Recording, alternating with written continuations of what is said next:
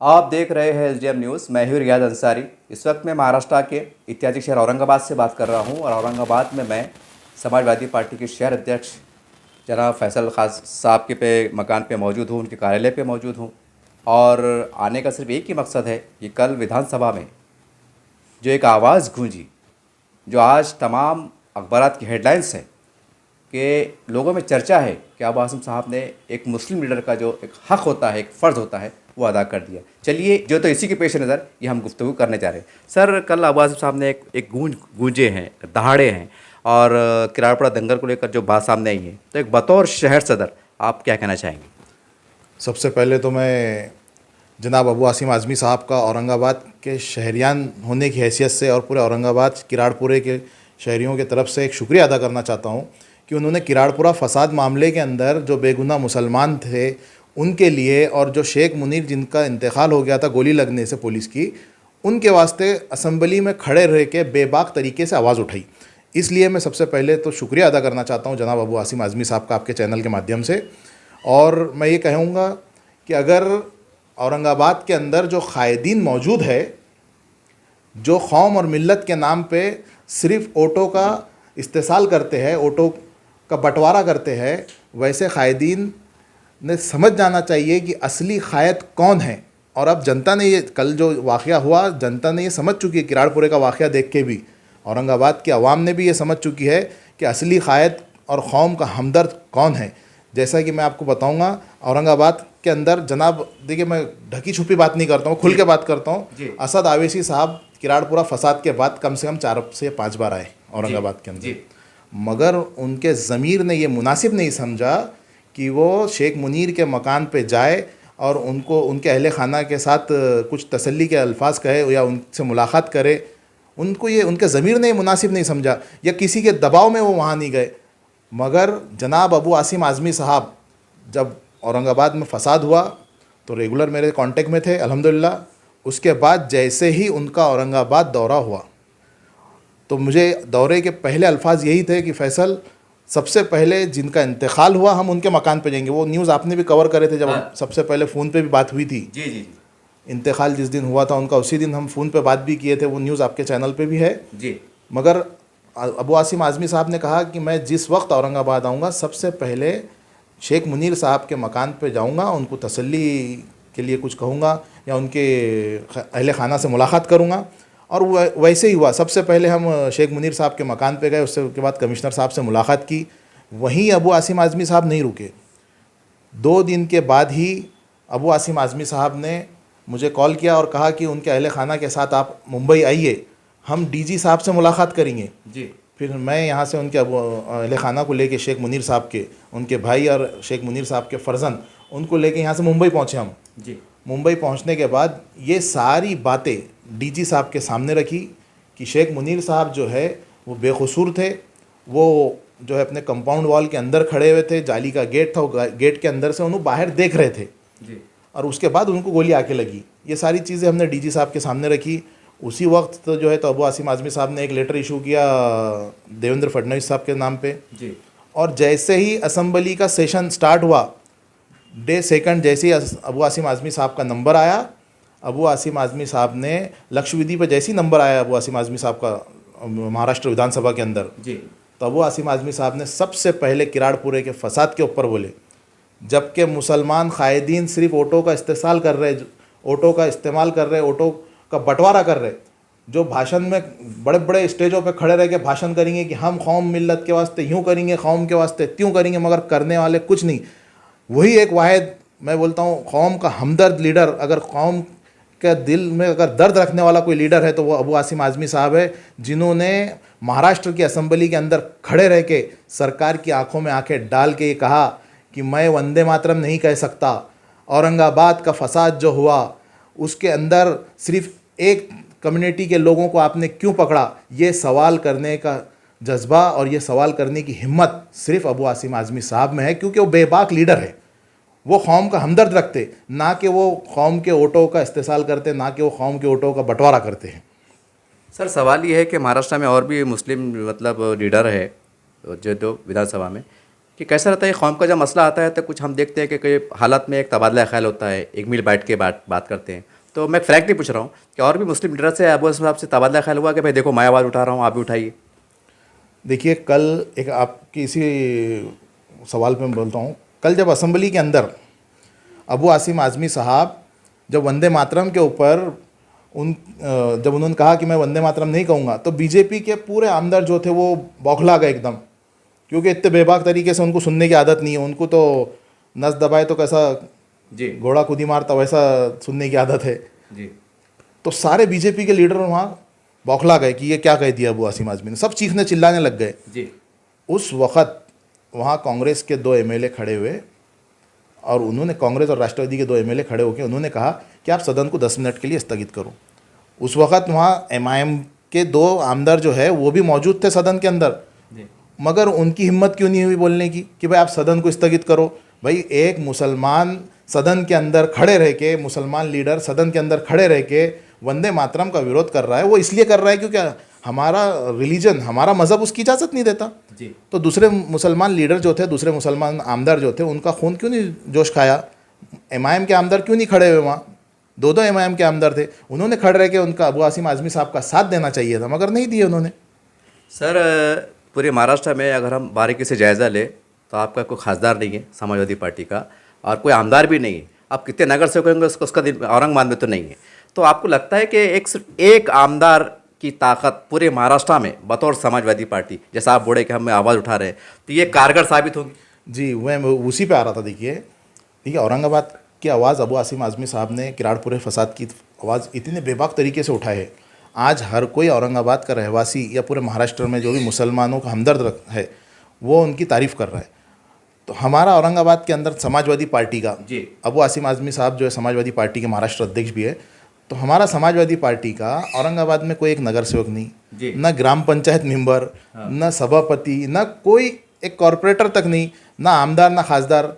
उसके बावजूद भी अबू आसिम आज़मी साहब ने औरंगाबाद में आए, उस फसाद के ऊपर तबादला ख्याल करे अपने कमिश्नर साहब से, उसके बाद मुनीर साहब से, मुझे शेख मुनीर साहब का जिनका इंतकाल हुआ उसके लिए उन्होंने असम्बली में आवाज़ उठाए।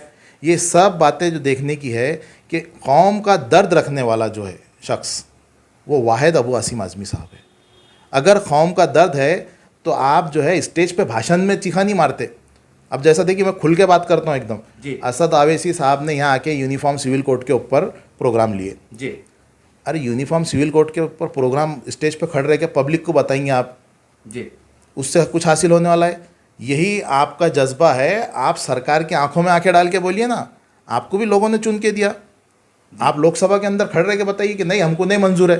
कभी इन्होंने बोले क्या कि मैं वंदे मातरम नहीं बोलता? इन्हों कहाँ बोलते? कोई मीडिया चैनल के ऊपर बोलेंगे, पब्लिक के सामने बोलेंगे, स्टेज के ऊपर भाषण में बोलेंगे नहीं मैं वंदे मातरम नहीं बोलूँगा। इन्हों इस तरीके के काम करते। जबकि इसका सही विरोध अगर करना है तो आप ऐवानों के अंदर जाके करिए। जैसा असेंबली के अंदर अबू आसिम आज़मी साहब ने सरकार की आंखों में आंखें डाल के कहा कि मैं नहीं करता, मेरा रिलीजन नहीं बोलता, मेरा मज़हब नहीं बोलता, मैं नहीं बोलूँगा वंदे मातरम। ये कहाँ बोलते हैं? ये पब्लिक को वर्गलाने के लिए बोलते, स्टेज के ऊपर खड़े होकर बोलते कि भाई मैं नहीं बोलूँगा। पब्लिक अनएजुकेटेड बच्चे बेचारे वो जज्बात में आए थे, बोलते अरे क्या बोले साहब ने, वाह वाह वाह वाह। जबकि इसका विरोध करना चाहिए ऐवानों के अंदर। ये ऐवानों के अंदर विरोध नहीं करते क्योंकि इनकी नस दबी हुई है वहाँ। सर, एक सवाल ये है क्योंकि हमारा भी जो तजुर्बा है कि साहब जब स्टेज पे इस तरह की जब मजहबी बातें, जज्बाती बातें जो भी होती है ना, तो इसमें मुसलमानों के जो बुनियादी मसाइल है वो मुतासिर होते हैं।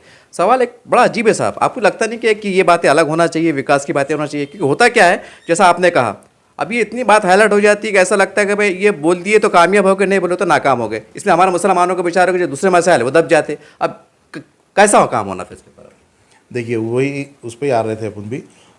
जिस तरह की मुसलमानों के विकास के कामों को दबा दिया जाता या उनके मसले मसाइल को दबा दिया जाता। आज आप देखिए अबू आसिम आज़मी साहब ने असेंबली के अंदर खड़े रह के कहा कि भाई नशे का जो कारोबार हो रहा, आज तक कोई आमदार ने कहा क्या कि मुसलमान एरियो में छोड़ा करके? अबू आसिम आज़मी साहब ने बताया कि मुसलमान एरियो में ज़्यादातर हो रहा है। जैसा आपने औरंगाबाद के अंदर भी देख लिया, आप जो ग्रीन बेल्ट है उसके अंदर नशे का कारोबार खुलेआम हो रहा। वो फेविकॉल वगैरह क्या रहता वो, और बहुत सारी चीज़ें, वाइटनर और वो थिनर वगैरह, वो लोग लेके उससे नशा कर रहे। अब तो और एक वो पेट्रोल भी आ गया, जी पेट्रोल सूंघ के नशा कर रहे। ये सब कारोबार आप अगर गौर से देखें, इसके अगर डिटेल में जायज़ा ले तो ये मुस्लिम एरियो में और मुस्लिम बस्तियों में ज़्यादा है। जी इसके ऊपर रोक होना चाहिए। ये किसी ने बोला नहीं, ये सिर्फ स्टेज पे खड़े रह के बोल रहे कि हम लोगों को बंद कर देंगे, नशा बंद कर देंगे, हम बटन प्लेयरों को ऐसा कर देंगे। जहाँ अगर कुछ फसाद हुआ कि बटन प्लेयर, जहाँ कुछ किसी ने हंगामा किया कि बोले बटन प्लेयर। तो ये कौम को बदनाम करना चाहते सर, लोग। अभी इस पे बात आ रहा है कि बीच में हमने देखा है, मैं भी बहुत खुल के कहूंगा कि एमआईएम के जिम्मेदारों ने जो है तो पुलिस कमिश्नर साहब को निवेदन दिया था कि साहब इसके ऊपर रोकथाम की, मतलब उन्होंने पूरे शहर के लिए दिया था, उसमें मुसलमान बस्ती भी आती है, तो उन्होंने तो मुझे निवेदन दिया है ना साहब, ऐसे बात नहीं कि नहीं दिया है। देखिए, निवेदन तो मैं भी 50 दे देता हूँ, निवेदन पे काम होना चाहिए दरअसल। और आज आपके पास पावर है, हमारे पास क्या है? हम औरंगाबाद के अंदर कॉरपोरेटर भी नहीं है, एक हमारे पास कुछ पावर नहीं है, मगर फिर भी हम वहाँ जद्दोजहद कर रहे। आपके पास जब पावर है तो आप सिर्फ निवेदन नहीं चलाना, आपने आपकी पावर का इस्तेमाल करने को होना। आपने जो तो गृह मंत्री से बैठ के बात करने को होना कि ये इस तरीके का जो नशे का कारोबार चल रहा है इस पर बैन लगाइए आप। या आपने जो ड्रग्स डिपार्टमेंट रहता, नारकोटिक डिपार्टमेंट जो रहता, उनके सीनियर्स के साथ आप खासदार है, खासदार के पास बहुत पावर रहती। वो अगर नारकोटिक डिपार्टमेंट के हेड के पास अगर बैठ के बात करें कि भाई आप इस तरीके का जो कारोबार चल रहा इसको आप पहली फुर्सत में बैन करो, आपकी एक्स्ट्रा फोर्स बुलाओ, तो ये उनका एक प्रेशर बनेगा। अब हम जो है देखिए, कोई भी पार्टी के शहर अध्यक्ष हो, ज़िला अध्यक्ष हो, वो जाके अगर निवेदन दे उसका असर उतना ही रहता है जितना एक कागज़ है। जी निवेदन हम देंगे, हम बहुत होगा तो साहब को बोलेंगे, साहब असेंबली में आवाज़ भी उठाएंगे, जी मगर वो कहाँ असेंबली में आवाज़ उठाएंगे? मुंबई के लिए हो जाएंगी फिर, क्योंकि वो वहाँ के आमदार हैं। मगर इन्होंने यहाँ के खासदार हुए, इन्होंने यहाँ से जब नारकोटिक डिपार्टमेंट के हेड को पकड़ के बोलने को ना, तो वो कुछ फोर्स भेजेंगे, उसके ऊपर कुछ अमल होगा। सर, एक न्यूज़ मैंने भी कवर किया था, आईजे, यानी वो उस ग्रुप का नाम है इम्तियाज़ जलील, मतलब ऐसा ग्रुप है, तो वो मैंने 19 कवर किया था जैसा आपने बोले। तो उन्होंने शेख मुनीर साहब के फ़ाइल खाना को मेरे ख्याल से 1.5 लाख या 2 लाख का कुश्ती भी उन्होंने एक उनको नक चेक की शक्ल में दिया है। तो कह सकते हैं कि उनके ग्रुप ने भी कुछ मदद की है, तो वो उस मदद को, उनकी एक्टिविटी कैसे देखते हैं आप? अब देखिए, अल्हम्दुलिल्लाह जो भी देना है वो बंदमुट्ठी दिया जाता। ये आप जो आईजे वगैरह नहीं हो, वन वॉइस मजलिस ग्रुप है वो, हाँ जी जी सर सर, सोहेल ज़कीउद्दीन उसके एडमिन है जी और उनका वो एक एनजीओ है सोहेल ज़कीउद्दीन का जी वो कुछ इम्तियाज़ जलील का वो नहीं। अब वो उस पर स्टेटमेंट देंगे, वो सब बातें होंगी, मगर लोगों से चंदा जमा करेंगे आप। अगर हम भी 2-4 लोग मिलकर अगर चंदा जमा करके किसी को कुछ मदद कर रहे तो उसको पब्लिक नहीं करना चाहिए। हाँ, आपके जेब में है, आप दे रहे हो, वो बोल अलग बात है। आप ये जो ग्रुप है उन्होंने जमा करे, काम बहुत अच्छा किया उन्होंने, मैं इसमें उनके काम पे वो नहीं कर रहा भाई, आपने काम किए, पैसे जमा करके दिए, सब बातें, मगर उसको पब्लिकली मत करो, किसी की बेइज्जती मत करो। देखिए, आप देने वाले को, आजकल तो सोशल मीडिया पे इतने वीडियोस आ रहे हैं कि भाई आप अगर किसी को दे रहे तो उसको वो मत करो। सर, अभी आजमी साहब जब आए थे अहले खाना से मुलाकात के लिए, मेरा सवाल ये है कि लोगों में ये भी बात गश्त चढ़ रही थी, क्या उन्होंने खामोश तरीके से कुछ मदद की, आने वाले वक्त में सरकारी नौकरी के लिए कुछ कोशिश करने वाले चंद लोग कह रहे थे? देखिए, सरकारी नौकरी का जो मसला है, ये एक बात बोल के नहीं होती।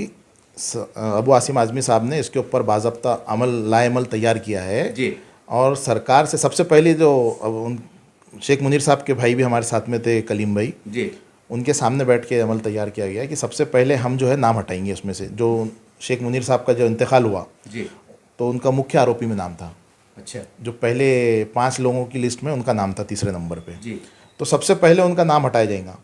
जी, उसके लिए कोशिश करेंगे, उसी के लिए हम डीजी साहब से मुलाकात करें। जी, अगर वो नहीं हटता तो अबू आसिम आज़मी साहब से कल रात में ही मेरी बात हुई, हम बोले कोर्ट का दरवाज़ा भी खटखटाएंगे, हम इसके लिए भी तैयार है।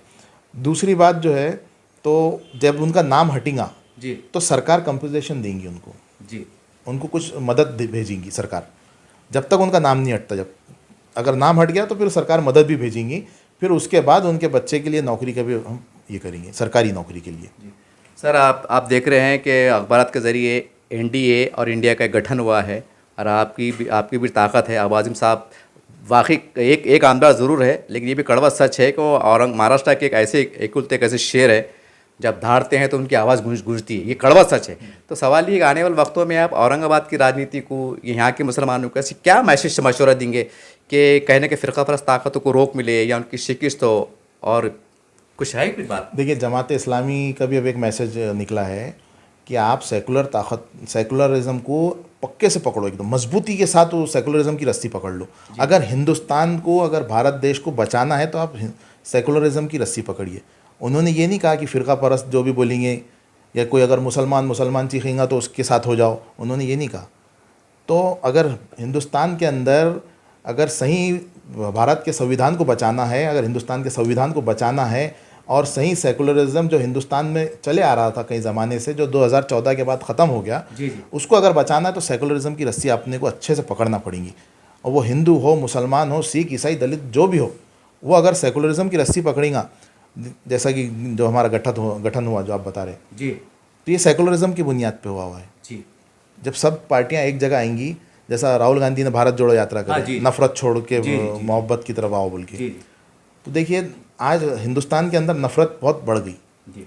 और हम सबको नफरत को अगर ख़त्म करना है तो सेकुलरिज्म के ज़रिए ख़त्म हो सकती है। सर एक सवाल ये है, थोड़ा हटके सवाल है, सही ये सवाल तो बराह रास्त आज़मी साहब से होना चाहिए था, लेकिन चूंकि आप शहर सदर है और मैं आपसे इसलिए कह रहा हूँ कि ये जाहिर सी बात है, आप फ़ोन के ज़रिए से उनसे बातचीत भी कर सकते हैं या करेंगे। सवाल ये कि हम अखबारात में देखते हैं कि असद अवीज़ साहब भी, और हमने देखा है कि खालिद दिल साहब भी जो होते हैं इशारा देते हैं कि भाई हम बीजेपी की बी टीम का आरोप लगते हैं तो अब चलिए हम आपके साथ चलने को तैयार है। उन्होंने कई बार इशारे भी दिए हैं। तो सवाल ये साहब कि एक वक्त खासदार और सारी बातें इशारे देते हैं, तो ऐसी पहल क्यों नहीं होती कि चलिए आप भी आइए, हम कुछ जो लड़ाई लड़ते हैं, फिर इंतखाबात आते हैं तो फिर कहते हैं कि ये बी टीम है।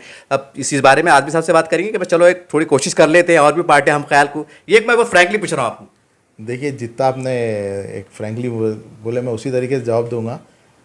जैसा कि वंचित बहुजन अघाड़ी के साथ एमआईएम का अलायंस था जी, इन्हों दावतें तो बहुत देते मगर वो दावत निभाते नहीं सही तरीके से, मेज़बानी नहीं करते, तो वंचित बहुजन अघाड़ी अलग हो गई जी। उन्होंने इस्तेमाल कर लिया उनका लोकसभा इलेक्शन में, विधानसभा में उनकी मेज़बानी सही नहीं थी तो हट गए।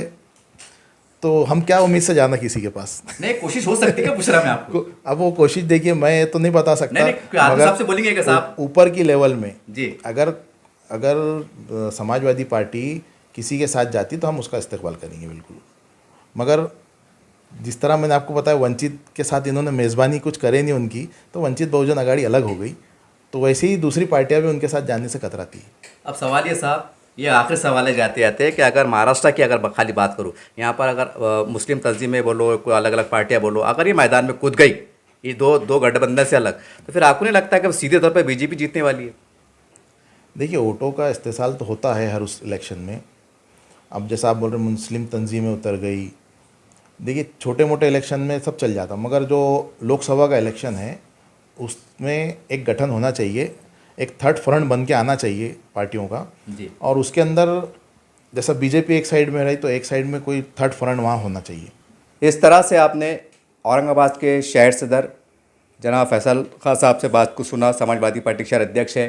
काफ़ी लोगों में चर्चाएँ थी, हमें काफ़ी फ़ोन भी आए थे कि साहब हमारी तरफ से मुबारकबाद दीजिएगा। मुझे बड़ा हैरत लग रही थी वाकई जब मैंने आज के अखबारात को देखा। एशिया एक्सप्रेस ने तो माशाल्लाह मैं समझता हूँ कि उर्दू सहाफ़त का उन्होंने एक पूरी तरह से हक़ अदा कर दिया। अब इसका मतलब ये नहीं है, औरंगाबाद टाइम्स माशाल्लाह बहुत अच्छा अखबार है, उन्होंने भी उसको नुमायातों से फ्रंट पे जगह दी है, लेकिन जो उनकी हेडिंग थी खासकर एशिया एक्सप्रेस की, वाकई एक दिल को छूने वाली थी। एक मिल्लत के कहते हैं ना तर्जुमानी, तो एक बहुत बड़ी बात है। मैं तमाम दोनों अखबारात को मुबारकबाद देता हूँ कि उन्होंने बहुत से नुमायातों से इसको जगह दी है।